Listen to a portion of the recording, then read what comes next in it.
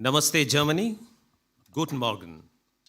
To all of you who have braved this cold winter in Stuttgart and made it to day 2 of News9 Global Summit.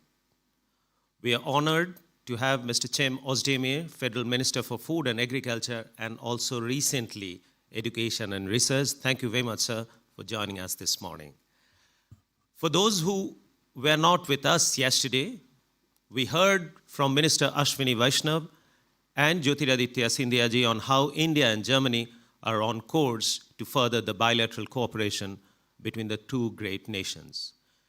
Let me quote Minister Jyotiraditya Scindia when he spoke from this very dais. He said, Indo-German partnership is a living bridge that unites the world's two most dynamic countries, a bridge that is not built on steel or stone, but beliefs, ideas, and values.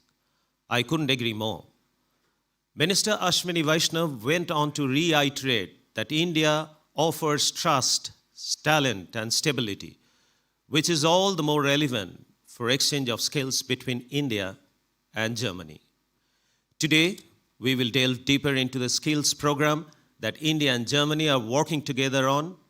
Today's sessions also offer a glimpse on how India is reinventing itself across all themes and how Germany is an obvious partner in this journey towards sustainable growth.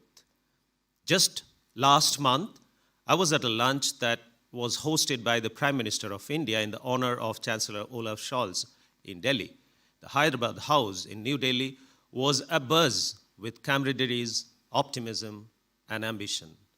I'm quite certain that the ongoing deliberations at News9 Global Summit will further the cause of India and Germany working together on the road where the winner would only be the planet. Talking about the planet, well, that is where we kick off today's proceedings. Climate change is a reality that has hit all of us, from floods in India's Chennai to Spain's Valencia. The impact of climate change is no more restricted to scholarly literature. It is upon us. COP29 ended yesterday, and the net collective quantum goals seem to remain just another pipe dream.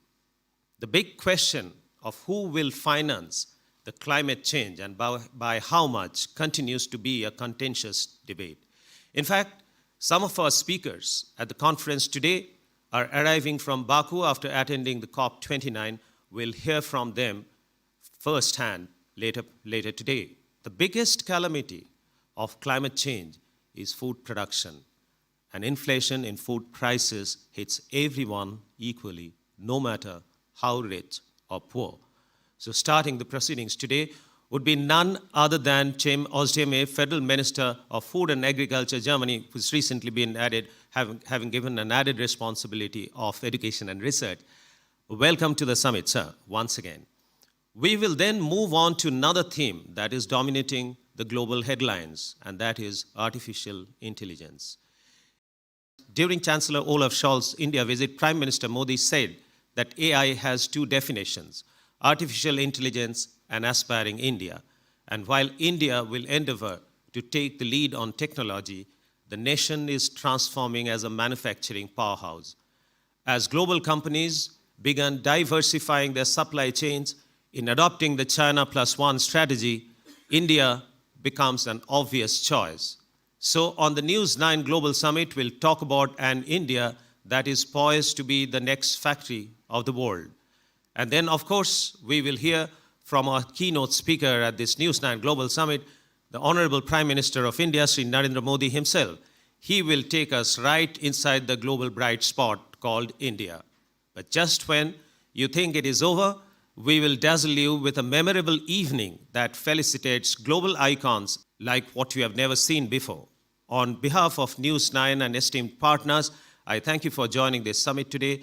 May this summit ignite meaningful conversations, foster impactful partnerships, and pave the way for a brighter, greener, and more resilient future together. Welcome once again to the News9 Global Summit. Thank you.